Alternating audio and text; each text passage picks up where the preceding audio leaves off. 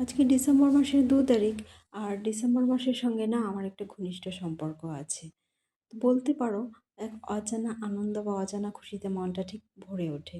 তো শুভ দুপুর সবাইকে। তোমরা সবাই কেমন আছো? আজকে আমার মেনুতে ছিল কলার মোচার ঘন্ট। আর কলার মোচার ঘন্টটা না আমার বেশ ভালো লাগে। অনেকে অনেকভাবেই রান্না করে থাকেন।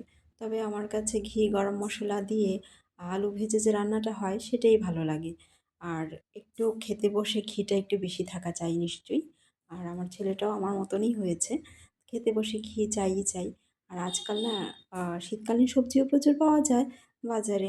আর শীতটাও একটু একটু বেশির দিকেই যাচ্ছে, পড়ছে এখন। তো সবার ঘরেই শীতকালীন শাক সবজি, বিশেষ করে শাকটা প্রত্যেকের ঘরেই হয়ে থাকে। তো আমার ঘরেও সেম। তো আজকে ছিল সেই কলার মোচার ঘন্ট।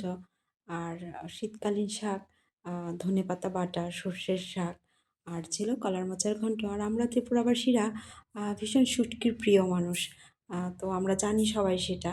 আর আজকে ছিল ইলিশ শুটকি বা নোনা ইলিশের তরকারি, আলু বেগুন ভেজে। শুটকির প্রতি না আমাদের একটা সফট কর্নার থেকেই থাকে। তো আজকে আমার সাদা মেনুটা তোমাদের কেমন লেগেছে জানিও। সঙ্গে থেকো, তোমাদের সঙ্গে গল্প আরও